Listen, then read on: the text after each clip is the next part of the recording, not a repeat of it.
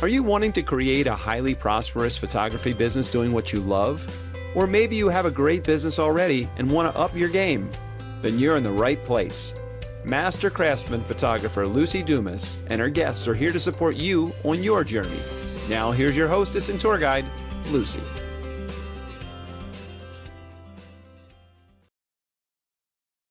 Hello, hello, hello. This is Lucy again, or for the first time. Not sure if you've listened before, but you're in for a treat today. My friend Andrew Darlow is I would say, a bit of an expert in technical issues around photography and other cool things. So this might be a little different than some of my interviews about sales and things like that. So stay tuned, and I know you're going to love it. In the meantime, please visit me on my YouTube channel and subscribe. And of course, this is on all other places that you're listening. And I'd love if you would subscribe and leave a comment. Okay, let me tell you about Mr. Darlow. He's from New Jersey. I don't think that was a good accent. He's an author. He's a workflow coach.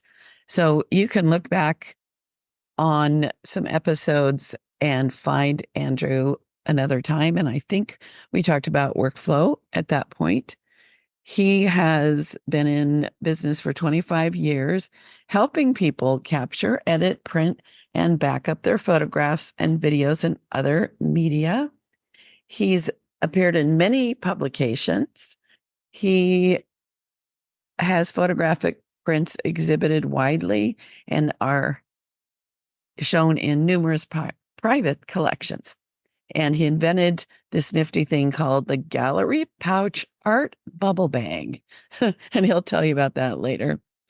Let's see what else. And he's written four award-winning books, including Focus and Filter and Biscuits for Your Thoughts, which has to be about dogs, right? Yeah. Yeah. So welcome, Andrew. Thanks for saying yes to being on the show again. Can you give me a Cliff's Notes version of how you got into this industry?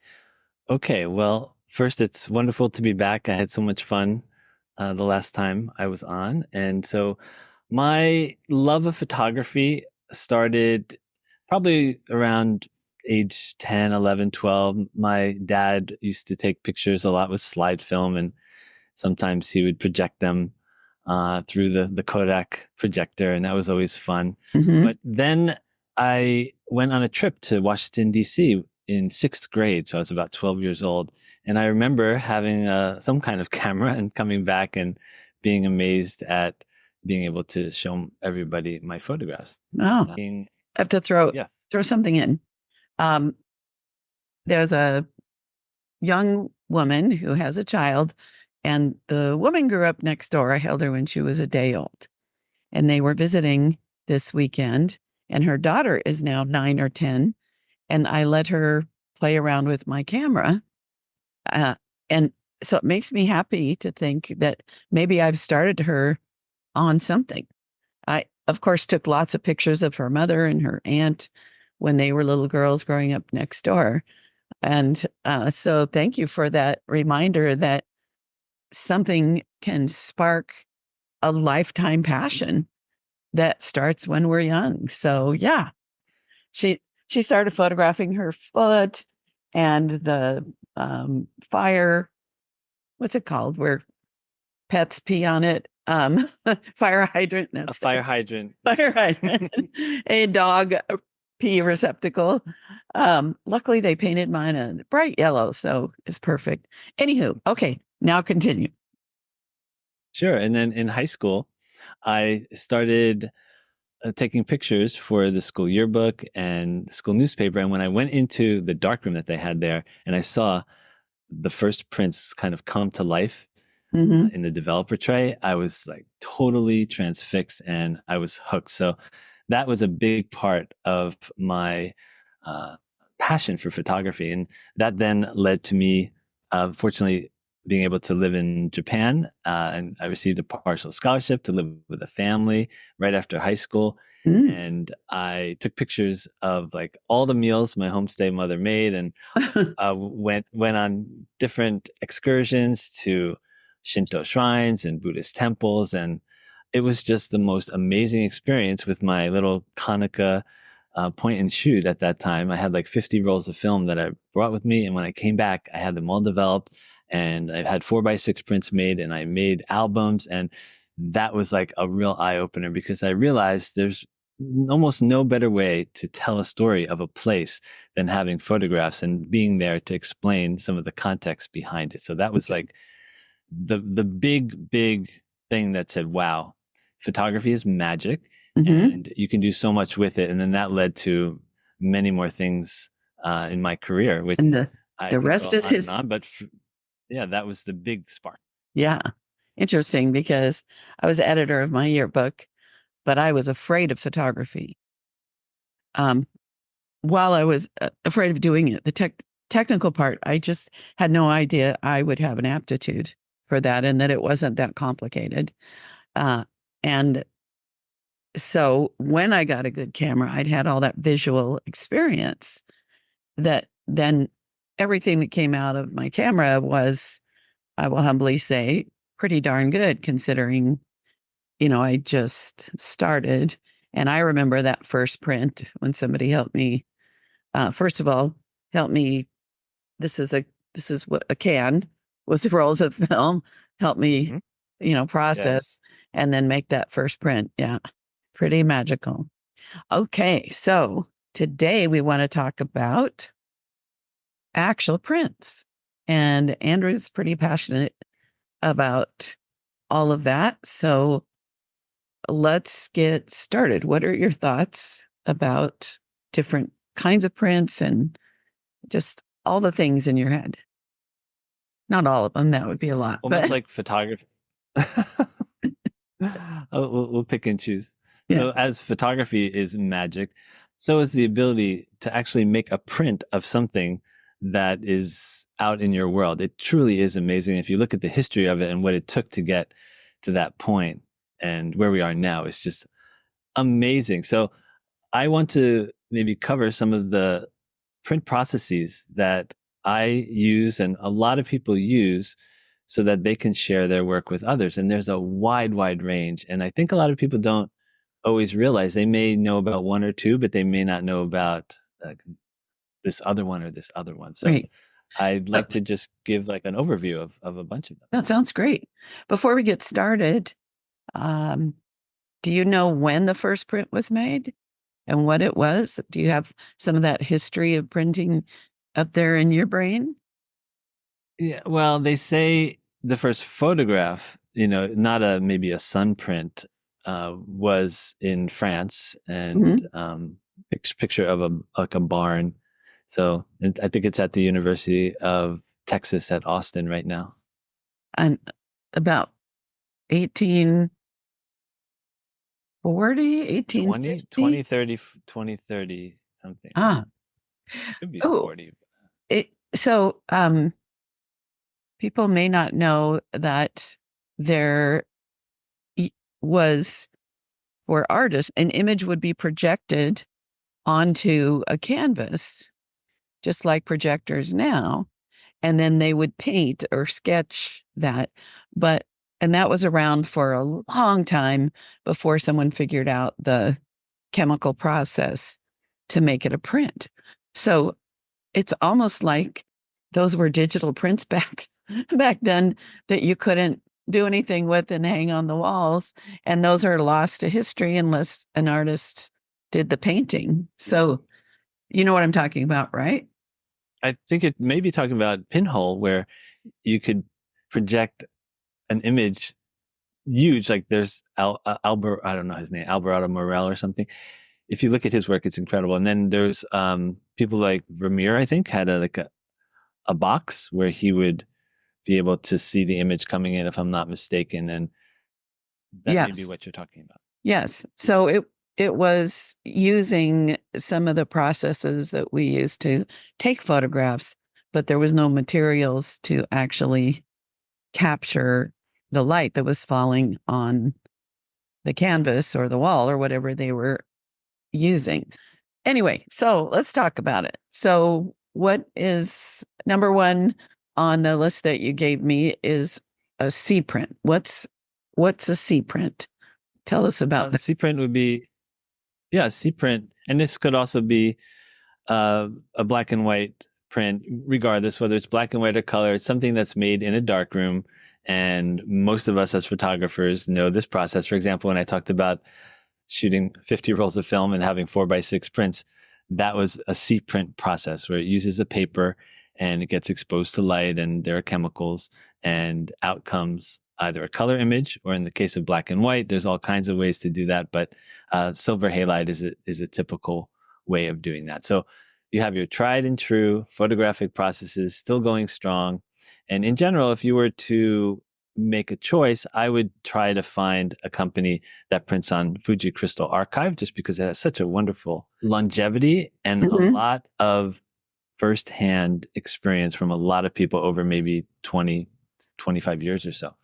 So it's just a wonderful product. So if you are going to have a digital C print made, consider asking for them to use Fuji Crystal Archive. There's other materials, and Kodak makes some great materials too, but that's just my experience. And it's like a beautiful semi-gloss, not a lot of glare, and it's just wonderful. So that's just straight prints. You can treat them however you like, just like you would like if you're going to make an egg, there's 100 ways to do it. Well, if you have a photographic print, there's 100 ways to then mat it, frame it, etc. But I thought I'd start there because it's sort of like the starting point for so many of us as photographers, who are time as being photographers. Right. Now, it's what I would call real photographs, which, they're all real photographs. I like, with portraits, I like what's called the luster finish. For fine art, you're going to talk about some of the darkroom papers that are still developed in the darkroom and those kinds of things. Fibers. Yes. Fiber prints are wonderful. And there are RC, as far as in the world of darkroom, especially with black and white, there's RC prints versus fiber. Generally, fiber has a much longer longevity and maybe less yellowing over time. There are a lot of different things to consider with that, but it is a good idea to really learn about these different processes and do whatever research you can do before you start creating a whole series or selling them to people. It's just good to have some background on them. Okay. So what's next? Well, let's just talk about inkjet prints, just because it's an evolution from traditional photographic prints or inkjet prints. And just to keep things pretty simple, I would recommend that you look for inkjet prints that are using pigment inks, whether this is something that you're doing or having someone else do. I've heard horror stories when people have series made using dye-based inks, and not that all pigment-based inks are perfect. There are also shades of gray. So I would recommend visiting wilhelmresearch.com. I'll include that in the show notes. But there's a lot of excellent information there regarding specific ink sets, specific papers, whether or not they were behind glass and whether or not they were just out in the open and maybe had some ozone fading. Like if you put something up on most refrigerators, the air has ozone in it and it may turn a certain color faster. So you can get a lot of information about that over there. It's a really good baseline just to check. And then if you go to work with a company, here's a power tip. If you want to make your own prints, that's great, but consider working with a company that has a printer with the same ink set. It doesn't have to be the same printer because theirs is probably bigger and much more expensive than maybe your 13 or 17-inch one. But if it has the same ink set, and you use the same paper, you can send it to them. You can even send a print for them to match. And once you match, that's a whole nother thing. But you'll be really like in the groove. You won't have to worry about adapting or worry about maybe their ink set not being as good as yours once you do some research. So explain this to me. I do know what you're probably going to explain, but to person listening to this, what is an inkjet compared to a photographic paper? If we're so let's say if you're doing them both in your home, what would be the difference? How would you produce one and how would you produce the other? I think that would be helpful. You're probably not going to be making photographic prints in your home first. It tends to smell bad, and then you need to put a lot through in order to make that. No, work. let's say You'll somebody's probably going to be do making darkroom. inkjet prints. Okay, well, a photographic print generally requires chemicals and water and trays and a dark room. Whereas inkjet, you just have a machine, like everyone has seen inkjet printers, and there are fancy ones and very inexpensive ones. And you essentially just put your paper either on the top feed or in the front feed or in a cassette, and you hit print and it just comes out, and you don't have to wait for any dry down, and you can view it properly, especially if you have proper lighting, which is a big thing to consider. But those are the main differences. Got it. So some of my concern over the years that inkjet prints have come into the professional field is the longevity compared to a photographic print. I have photographic prints. I have a tintype from, it must be 1880, of a family member. And it's hard for me to imagine that if that had been an inkjet print, I would still be able to see it, but I could be wrong now. Do you know about the inks and how that's evolved? You know, what they're saying about the longevity of the, and also just a little tip. Some companies will call it giclée, and giclée means to spray. So basically it's a French word for inkjet. It's really no fancy process other than it's probably, the top quality inks. So thoughts on, the life of an inkjet print? Do you know about that? Well, there are no inkjet prints that are 100 years old. I think maybe there are some that are 40 years old or so, and pigment inkjet, I don't know how many years is the longest one. So actual exposure has not been seen, but Wilhelm Research is a really great place to get a sense of accelerated exposure under gallery type conditions. Some of them end up with a 200-year rating before noticeable fading. So that's pretty good now. Okay, so don't have to worry that it's not going to last as long as a regular photographic print, or there's still a concern? No, you have to worry because there's all kinds of different materials. There's high gloss, there's semi-gloss, there's semi-matte, there's matte, there's canvas. It's like endless how many inkjet options there are. So if you want to kind of be on the side of safe, then you would choose a matte type inkjet paper that has no OBAs, optical brightening agent. Okay. It's a chemical similar to what they put in t-shirts to make them glow when you're at a rave or whatever. Okay. The cool kids do. Okay. So no OBAs, and something that's been tested at least to withstand a lot of the artificial light tests they've done to try to get a sense of how long they will last. Got it. And also, people that are listening, if you see that your photo lab offers what they're calling fine art prints, they're inkjet prints probably on more of a matte paper to give it a different look. It's I like that we're talking about this because it's really very simple. There's photographic printing. Now, there's some other things we're going to talk about, but in general, day in and day out, like if you're looking at someone's company's photo album, I prefer the ones that are using real photographic prints that they print with chemicals and then they glue them onto cardboard pages. So I feel confident that the great-grandchildren will be able to enjoy that. And I also prefer the richness and the kind of a depth that I see with photographic chemical prints. But, that's a person's choice. It's just, it's great that we're talking about this. I love it. Okay. So next we're going to talk about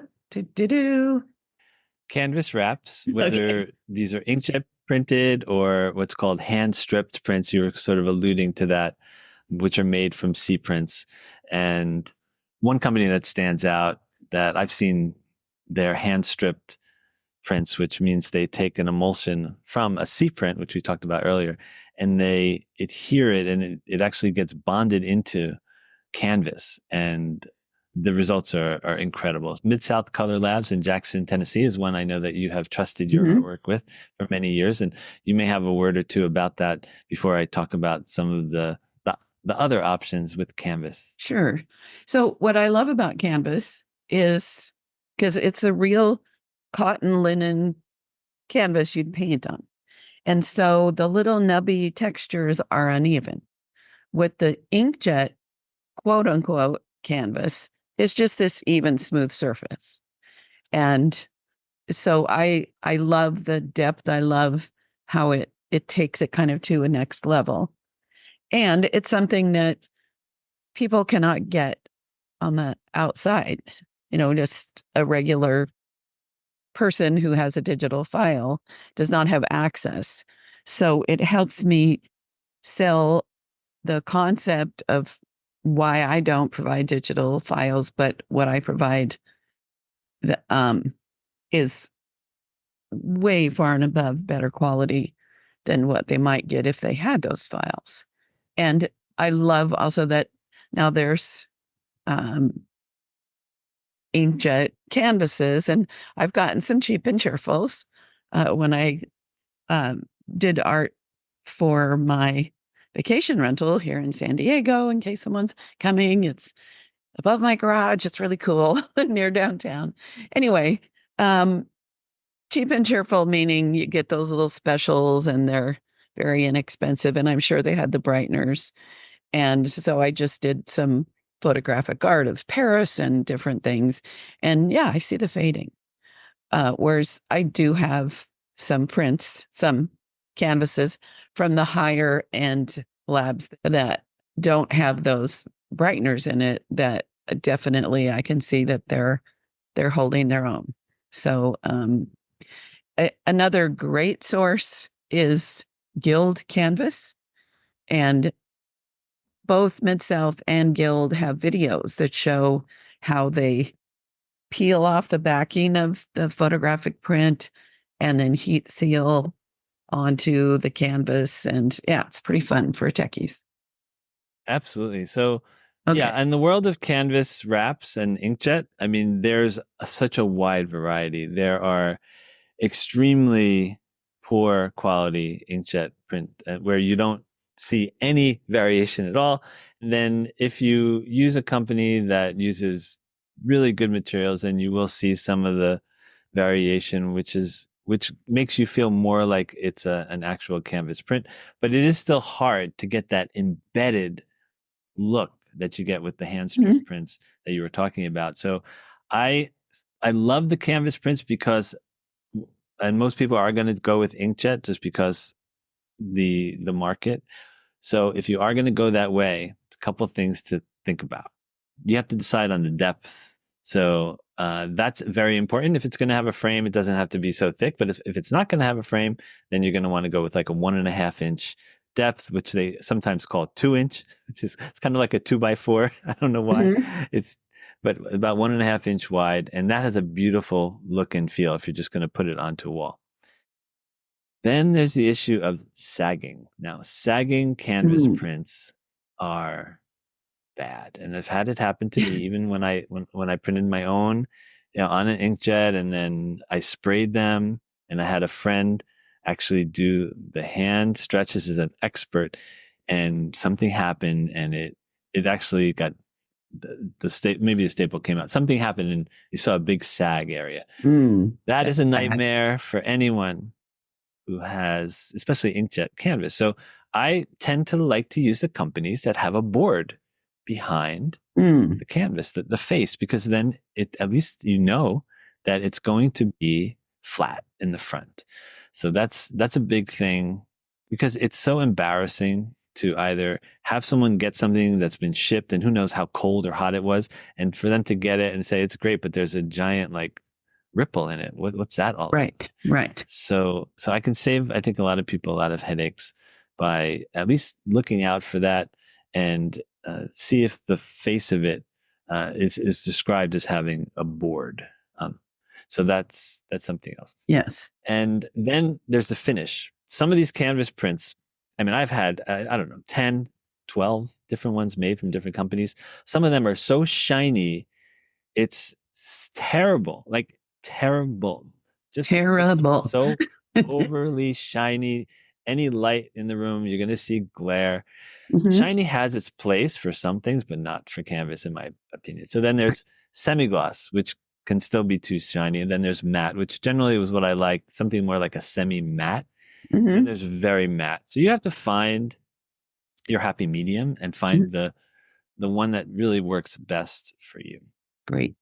Okay, let's move on to acrylics. Tell us about Okay. those. Now, these are, when I first saw these, I was like, wow, this is, I mean, talk about shiny. You're actually putting a piece of artwork, usually it's a C print, but it could be an inkjet print, behind plexiglass or Mhm. some kind of plastic.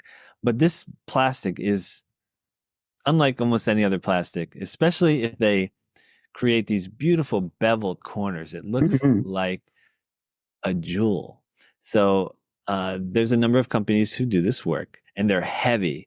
And so they mount a print behind the plexi, and you're seeing through it to the other side. They have all different types of finishes. They have metal, they have matte, and they have like more of a glossy. So you do, even though the plexiglass by itself is generally kind of glossy, depending on what you put behind it, it's going to have a different level of gloss. And I believe there's also different grades of glossiness for the plexiglass that you can choose. You'll Mhm. have to look. There's a lot of options. And what's nice about these is they can either often go right onto a table, and because it's not glass, if it gets knocked over by a pet or a child and it hits the ground, it's probably going to survive. But then the ones that you hang on the wall are just magnificent. The downside is they're very heavy, especially compared to canvas. That's one of the big advantages of canvas. It's probably size for size, I'm going to say 5 to 10 times heavier than canvas. And so that's definitely something to consider, because shipping rates, if you're going to ship them, have gone through the roof, and weight is a pretty big part of that. Mhm. Canvas will scratch too. The thing we're going to talk about in a minute is not really going to scratch, but they do scratch. You just have to be careful, and you have to tell the client, if you're going to dust it, don't use like an abrasive, don't use a certain type of like Windex. You should be using something else, or just a dry chamois type cloth, Mhm. like you would use on an expensive sports car. So, but otherwise, it's beautiful, beautiful presentation. So I want to shout out acrylicpress.com, because they've been making acrylics in all kinds of ways for decades and decades and decades. And that's what they do. And if you go to their website, you might think, oh, wow, too expensive. But if you are a professional photographer, I think there's a 40% discount. Your first order, they give you 50%. So it's definitely priced like others. I've had issues. I've had people have issues with some acrylics from photo labs, because it's really easy for a little paper dust, little thing to get between the acrylic and the photograph. And some of the labs won't fix that, or they don't have the technology to avoid that. But Acrylic Press, that's their jam. And they always attend PPA and WPPI and other conventions. So they're big on supporting professional photographers industry. So if I did them, that's where I'd go. If you were to ask me, what's one company that comes to mind? It would be Acrylic Press because first of all, they're really nice. Every time Oh, I so go to a nice. show and talk to them, they're really kind. You call them, they're really kind. And I mean, the results speak for themselves. I've ordered prints for other photographers who wanted me to deliver their work to their client, and I prepped it, and they were just blown away by the results. Nice. All right. So we want to dive into metal prints. Metal prints. So if you don't know what a metal print is, you're in for a big treat because metal prints are like magic. I can't explain it any other way. So these are thin aluminum prints. Now, when I talk about metal prints, let's first talk about the ones that are dye sublimation, which means Okay. they take a print off of a printer that uses special sublimation inks. They put it into a press. They take a thin aluminum, maybe like a license plate, Hmm. about maybe a little thicker, and then they infuse the ink into the metal, and it's an amazing process. It has to be done properly, just like front mounted plexi. So, but Okay. there are at least 5 different surfaces. There's probably more like 7 or 8, but let's just talk about the 5 big ones. The one that you'll find most often, like if a company has a metal print, it's going to be a standard glossy metal print. It's going to look like a glossy print. So I'm going to call that standard glossy. Then Okay. they have standard semi-gloss. And when I say glossy, I mean glossy. So this is a case where, okay, you may want that. I mean, if you love the look of a new car and Mm. with that super shiny, candy coated shine, and you light it properly, there's a place for it. Mhm. So I will And say, you're going to get then, good, rich color with that, right? And more true color because some of the other ones, some of the metal shows through where the highlights are, whereas this will not, correct? The whites. yeah, that'll be the fourth one I'll talk about. But Yeah. But the with this, that the is colors are true color, right? yes. Okay. What can I say? The color often is so far off, depending on what company you use. If you use a good company and you sort of get in sync with them, then you can get consistent color. So first is glossy. Then there's standard semi-gloss, which is my favorite because it just takes it down like a big step down. But you still have, maybe you have less contrast, but to me it like looks like a beautiful semi-gloss print, similar to Crystal Archive, maybe a little less glossy. Hmm. Then there's matte, which is quite matte. For most people, you're not going to like it. For most people, it's going to be too flat and the contrast is going to be a little low. But if you're like in a situation like a movie studio or something, filming a TV set, often that's what you want. You want matte prints so that you don't get glare off of them. Now let's talk about brushed aluminum glossy. Now that Right. is what you were alluding to before, where the highlights, there's really no white. It drops out. Everything that's white drops out, and you see the color of the aluminum coming through. So you get this shimmery look. It's very unique. Sometimes it's fantastic. Like night photographs of the Eiffel Tower, for example, would be a Mm. perfect example, but not for a lot of other things. Most Not a things, I would portrait. say, no. For most things, no. And then there's brushed aluminum matte, which is same idea, but more like a matte. Hmm. Now they have textured prints. In general, I would go to Chromolux's website because Chromolux is sort of the Mac Daddy of Okay. this world. They are the leader. They've done a lot of testing. I don't know how many of their sheets of aluminum they've sold, but I'd say they're great. And if you want a company, and I'm only recommending the best of the best today, just like you are, it's Blazing Editions, which is like, fire blazing. And they Hmm. are in Rhode Island, and you can find them online. And whether you're putting them onto just having a backing made, or whether you're having a beautiful edge similar to a wrapped canvas, they do things that I've never seen anyone else do. And if you ever are in their area, they have an in-house gallery, and I'm sure they'd be happy to give you a tour. And I think your time will be really well spent.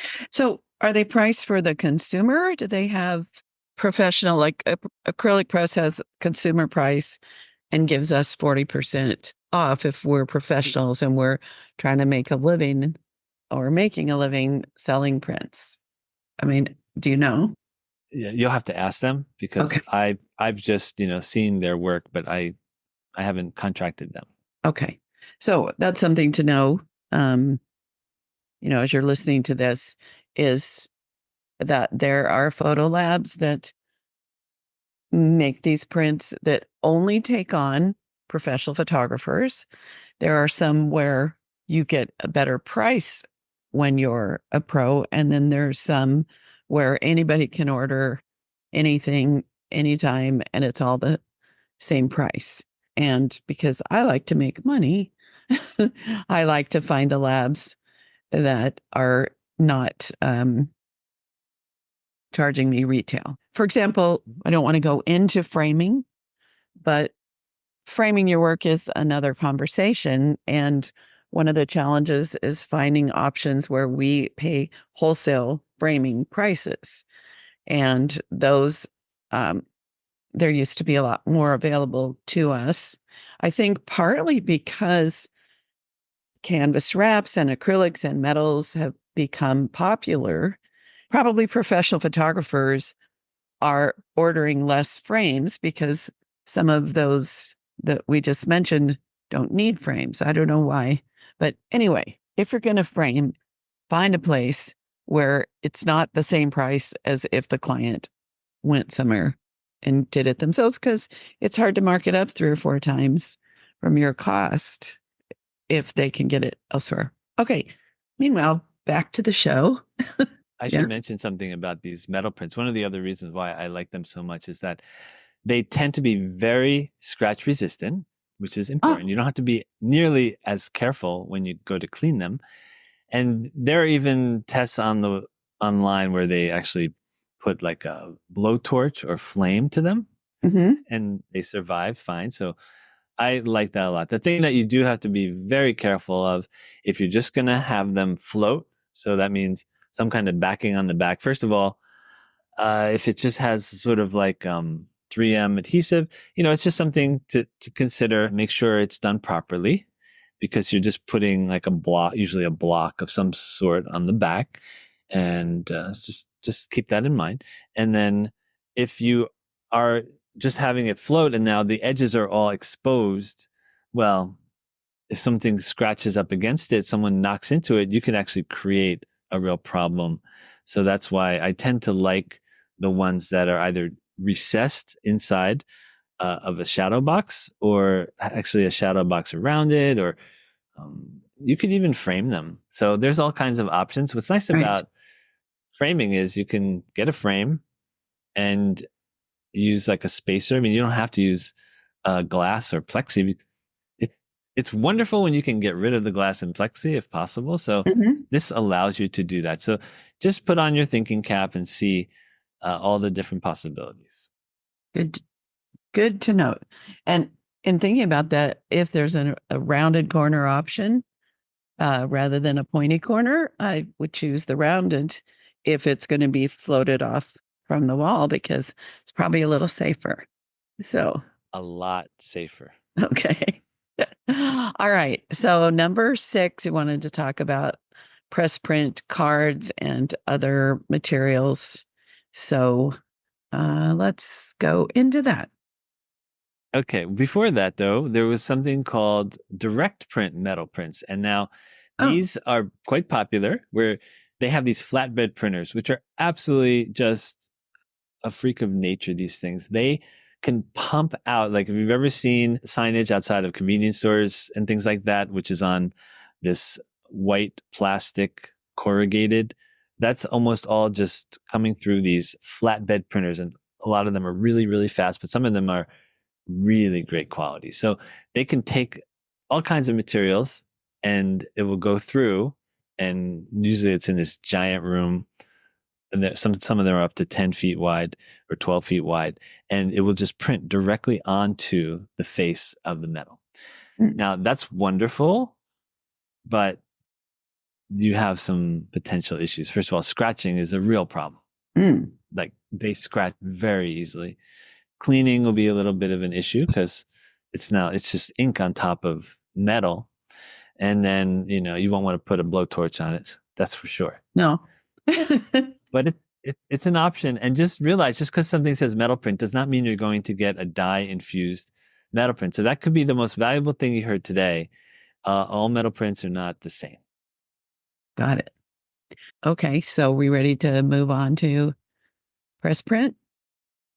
Yes, press prints. So these are incredible. More and more over the last 10 years or so, I've seen big labs get into this whole market of press printed materials. I think for many of them, it was in order to help people make cards, because cards are wonderful, both for the photographer to make their own cards to send out to their clients, but also for a business where you can actually pick up a photograph that you've done. Often you do like a holiday session, and then you'll include an image with a certain number of cards. It's a wonderful thing to do because people really value their holiday cards, Mm-hmm. and the quality that these companies have been able to produce, especially on these fairly heavyweight, thick, matte papers, is incredible. And there's just endless things that you can make, from cards to bookmarks Mm-hmm. to small little promotional pieces, circles. They have wonderful, like sometimes interesting shapes that they can cut. So if you ever go to a photo trade show, definitely stop by some of the companies that do press printing, and you may have some comments on it too. Well, I use them for my own holiday cards. I send out all the time. And although there's really no money in selling cards to our clients, in my opinion, in the way that, when you're low volume, high dollar, but it's a wonderful service for your clients. So I use them. I use a company called Full Color because I'm particular, and you can get a test before you order 25, and you can order even just 12. And they took over Burrell Color Labs client base when Burrell closed, which was an excellent quality lab. So I like them. In an emergency, I send it off to Miller's because Miller's is fast.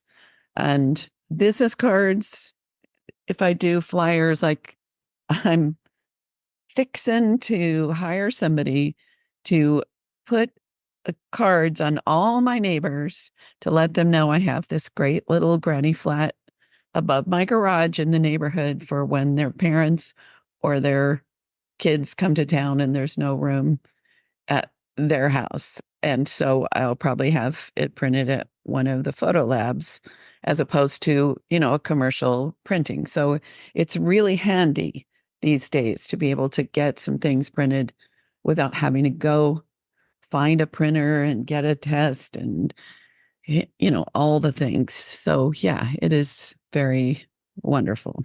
I wish I could find somebody that does press print onto real Hahnemühle watercolor paper. I think that's a beautiful look. And I tried to do it out of my own printer, but it's tricky. So yeah. Look for companies that have an indigo press, because indigo is sort of the gold standard. And also Okay. it has according to Wilhelm research, indigo, again, if it's on a good paper, has a very long life, like equivalent to a Fuji Crystal Archive, if my memory serves me right. So, and I've had some amazing, like the quality that you can get on an indigo press is fantastic. So that can solve a lot of problems because they support so many different types of paper. Mhm. And I don't know all the names of all of them, but there are some that really are very similar to a lot of the Hahnemühle inkjet papers. Great. Great. So I wanted to throw in my 2 cents about all of these options. And first of all, I think, and you can agree or disagree or add more to this, Andrew. First of all, when we're setting up a price list to sell our photographic art, if we're selling wall portraits or tabletops and gifts or albums, it isn't usually good business methods to offer all of these to our clients, because a confused mind doesn't purchase. So you get into decision paralysis.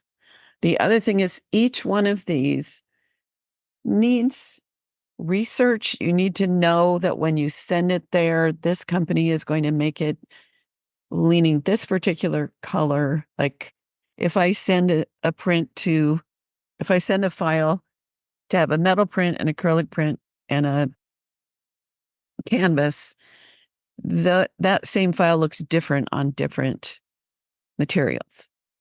So I'm big on having color tests on whatever I'm doing. And thinking through, like I learned even with press print, there's a metallic kind of paper, and black and whites don't look that good on those because it kind of absorbs the highlights. And so trying them out, learning, and also working with photographic labs that you really trust and that will help you. What a lot of people don't realize is the different labs, even with the same file, things are going to look a little different because of the chemicals. Maybe I'm wrong on the chemicals, but their profiles, the papers they use, all of that, which is why, someplace cheap and cheerful may really look terrible when you can send it off to your lab. It looks great. So you can try all of that, but narrow down to what I love, or I'm sorry, what you love. What I love is not important. And although, I love the canvas, Andrew. So that's my thoughts. And it's good to know all of that. And it's good to understand why you would use something different. And truthfully, certain things, like the difference between what we're calling a fine art print or just a regular photographic print, clients aren't going to really notice the difference and care if it's portraits or weddings. They just want it to look good. They want it to last, be, whatever color tones you're doing, that's what they're more interested in than, but when it gets to something where you're creating material, you're putting out materials, they're going to enhance what's already good and bring it up to that next level. That's when I think it's really smart to have some options that you like. For example, I did a family portrait, and it was kind of in an urban setting, and there happened to be this shack that was corrugated metal. And so I did a portrait of them sitting at the base, and it looked like their house. And we put it on the metallic paper because true metal was a little out of their price range, but it would have been perfect. It looked so cool on the metallic, quote unquote, metallic paper.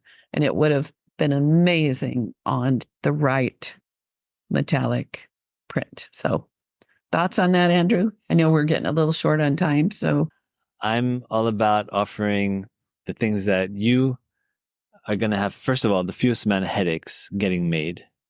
Who needs headaches? We have enough things in our life. So look for the processes that are going to give you the fewest headaches. So that might mean the ones that you can get back within 2 to 5 days instead of 2 to 5 weeks, because then if something goes wrong, it's just so much easier to have it corrected. So time to me is a big thing. If you can find a lab that's in driving distance, now that is great, but it's not easy. Yeah. And then, what to offer? Well, I think canvas, it has a place for wedding, portrait. Which canvas, that's up to you. But maybe if you just want to keep it simple, canvas and then some metal. And then maybe you can also offer matted prints. What's wonderful about matted prints, especially out like 6-ply or 8-ply, is the fact that if you had to crop something like some weird crop, well, it all gets fixed by a mat. So Mhm. it's one of the most wonderful things that you can do. So we're just about needing to wrap up, but I wanted to give you a little minute to talk about that invention, the bubbly thing you talked about. Yes, it's called the GalleryPouch Bubble Bag. About 15 years ago, I had an exhibition, and it wasn't in a gallery. It was at a really nice store. And after it came down, I didn't realize they just really didn't know how to work with artwork. So I had these large, maybe 20 by 30 inch framed prints of my flowers. And when I got there to pick them up, they were almost all damaged and gouged, because what they did is they took, if anyone has ever had framing done, you know, you have the face of your frame, and then on the back is usually hardware, which Mm-hmm. has, you know, a wire and two D rings, which are Uh-huh. metal. And if they put the back against the front, and if it moves, well, now you have gouges in your wood frame. So that's what happened. So I contacted a gentleman named Mark Rogers from Frame Destination. It's a company in Dallas, Texas that specializes in custom mats and custom frames. And I said, can you make me custom bubble bags for my pieces? He said, well, I'll give it a try. So he used whatever he had, like very lightweight bubble and whatever machine he had, and he made them and they worked. So I was like overjoyed. So we worked together. We found like a company that would follow like a formula for the plastic, and it's like a really nice, what's called a third web bubble, which I have one right here. Oh, let's see. Let me just move this. And so this is one which would be like for maybe like a 24 by 36. I actually have a canvas in here. And what makes it kind of unique is that, first of all, you can have them made in quantities as few as one. Also, it has bubbles you can't pop, which some people don't like, Oh, but it, it's better. And yeah. then it's smooth. It's smooth on both sides. So if you, whether you're a painter who has canvas with acrylic paint or oil paint, or whether it's a photographer with any of the print processes I talked about, it's going to be smooth, so it's not going to leave, you know, these circles on your prints. And also, it has really nice edges, so you can present this to a client and be proud instead of giving them something else that looks not so nice. And then you can see what's inside. So if you're having like a show, you can put all the pieces out and not have your work on the ground while you're spotting like an exhibition. Ah, Or if your client wants to set up their pieces all around their home, they can keep one in each one and then they can put them there. that's great. So that's the So- gallery pouch. And so how do they get those? You can go to framedestination.com. Ah, okay. I have two questions for you, Andrew. One is, I know you have a gift, and can you tell us what this is and how we can find it? Yes, absolutely. So I created a special page on my site called backup.fm. So you can just go to backup.fm/Lucy24. That's Lucy with an I. And I will have both show notes with a lot of extra information. And also, if you sign up for my newsletter to get updates, I will send you an ebook that has a lot of information along with my backup blueprint, which has a lot of information about how to properly back up your life, from uninterruptible power supplies to all kinds of other things, which was something that we covered in our last podcast. Yeah, sounds good. Okay, so my last question is an opportunity for you to share either if there's one thing that you'd be like, oh, I wish I'd have mentioned that, or if you have some parting thoughts to leave us with inspirationally or motivationally or whatever. Okay, well, I think the best thing I can share is that I think you should consider going to like a frame shop or something where you see a lot of beautiful works with the artist's name and maybe some information, like it could be like Orcas of the West. And then you've seen Ansel Adams posters probably for 30, 40 years. And I believe everyone should consider making something like that to represent something that they do or something that they love. I've done a number of these, and it's wonderful when I present them to either my friends or my customers, or I sell them.